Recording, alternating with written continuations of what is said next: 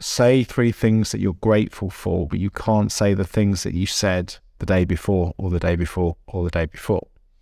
And there's another thing about gratitude called negative visualization, which I was listening on a podcast about stoicism, and I was just like, that's powerful. And what it is once again, you know, when I was talking about appreciating little things, because, you know, you're away from them. You know, I was away in Iraq for 6 months. So you really appreciate the little things. And what negative visualization is saying, right, okay, I'm grateful for my kids. You visualize getting a phone call saying there's been a car accident and unfortunately they're not with us anymore. How grateful are you to see them now? You know, that makes me want to go home and hug my kids. So what negative visualization is, it's not about dwelling in that thought. It's about having that thought and then realizing that hasn't happened. It's okay. You can go home and spend time with your kids. And then you actually really will go home, put your fucking phone down and actually hug your kids. And that's what negative visualization, I think a lot of people during the pandemic were very much appreciating simple things. You know, I was doing my daily sea dips and the amount of messages I was getting from people going, do you know what? I live 5 miles from the sea. I haven't seen it for a year. I would kill to go for a sea dip right now. And I hate the fucking cold. And it's just this realization, once again, you got something 5 miles on your doorstep, and because it's so close and so convenient that you don't appreciate it. And, you know, if you're thinking about this now, if you're thinking about things that you take for granted, you know, take a little bit of that negative visualization, say, right, okay, you know, pandemic, you cannot go and see the sea. You cannot go and see the people that you care about. It puts things into perspective and makes you appreciate those things and makes you take action on those things, which, you know, over this whole journey of my life and what I've done, I've just realized it's just the simple things that, you know, that give you the most happiness, give you the most satisfaction. And your mission, if you choose to accept it, is to constantly find ways not to take it for granted. The tool of negative visualization, for me, I have used many times. Recently, I was going for the world record on Atlas stones, and when I'm lifting that stone up, the biggest thing that I say to myself is, if I don't lift this, somebody dies. And as bad as that sounds, it gets me to a place where I can lift it. But using negative visualization in business, in entrepreneurship, is a huge thing. It's a simple question to ask yourself. If somebody had a gun to your loved one's head tomorrow, could you achieve what you say you could achieve? Could you achieve your goals? You'd probably say yes, no matter what, you would do that. Why aren't we doing that? Today's video was made possible at Mulliganbrothers.com, where the new Memento Mori poster, an interactive poster to remind you that you will die one day, is now available at Mulliganbrothers.com. With 10% off using code STOIC at checkout. Please go check it out. And the t-shirts and hoodies are still available, where all the profits go back into creating this content. But before that, negative visualization, how else could we implement it into our lives? The idea of negative visualization, I really love. And I think when you're talking about it, it's more, the idea of being in the military is more reality. The reality is that you might not return home to see your family. So then there is a forced appreciation of the situation when you return home. A lot of people in life face those moments of, we were speaking about it earlier, of times that make you resilient, times that force you to become either break or become resilient to it and build resilience. The definition between, or the difference between the situation of forced resilience building or chosen resilience building, like the ice dips, the cold water, I'd love to hear your opinion on that. And can you develop resilience to a level of what life could throw at you through choice? Through choice, yes, but a high majority of people don't, because life can be very comfortable. And it was something that I've said quite a lot. If I don't do an ice bath every day for the next 60 days, What happens? Nothing. If I don't go to the gym for 60 days, what happens? Nothing. See, the consequences for not doing this are not visual until they are. Because not doing these things, not building up your stress tolerance, slowly and surely things get to you so much easier.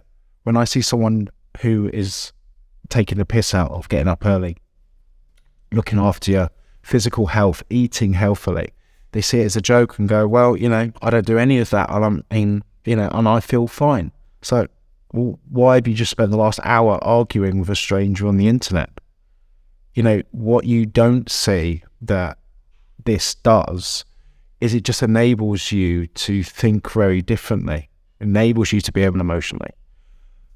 And the way that I kind of have this as an analogy is that there's a lot of people that are drowning in something: debt, relationship problems, life. And one thing they say is, if somebody is drowning, don't go in and rescue them, because what will happen is they don't know what they're doing, so they'll pull you down and you'll drown too. The only time you should go in and rescue someone is if you're an expert swimmer. How do you become an expert swimmer? Stress tolerance, eating healthy, exercising, earning good money, saving, not having all of the things that trigger people because they're not willing to face the reality that they're not working on those things.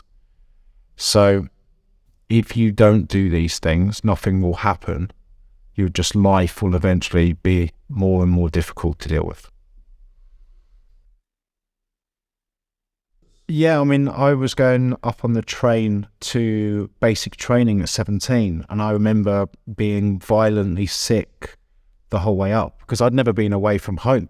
I'd had all my securities in life. I was literally chucking up on the train with nerves, and it matures you so quickly. I remember 2008, going to Iraq, saying goodbye to my wife, not knowing if I'm coming back, giving my dad a hug to say, bye, Dad.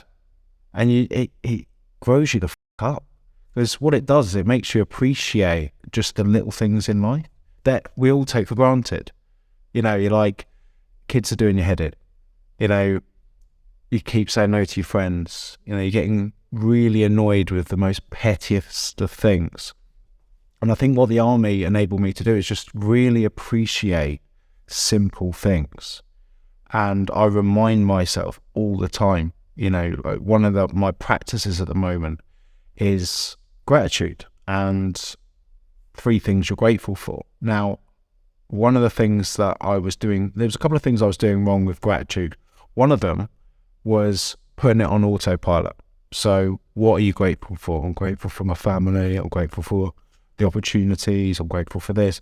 And it seems to be you're saying these things, but you're not understanding why you're saying them. So there was a couple of practices which I learned. The first one is you need to say 3 things that you're grateful for, but you can't say the things that you said the day before or the day before or the day before. And the great thing about that is it enables you to spend a bit of time in reflection and going, what am I grateful for? And it can be the most random of things. It really, really can. I'm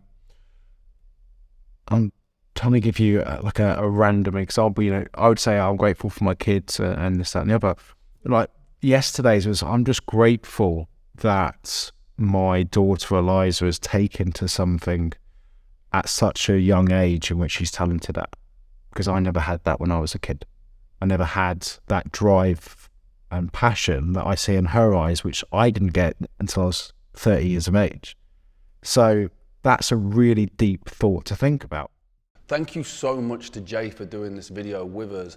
Negative visualization isn't spoken about very much. It's all positive visualization. But getting to a point where you are imagining losing everything, it has its place as a tool. Some people would disagree. I do think it has its place as a tool.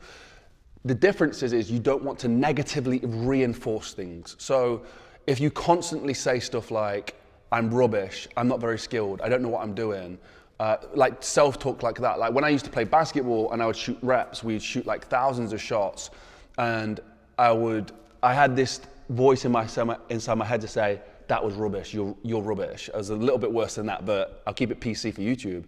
But I used to say that, and eventually one day my coach came up to me and says, you know, that kind of self-talk is what's making you worse.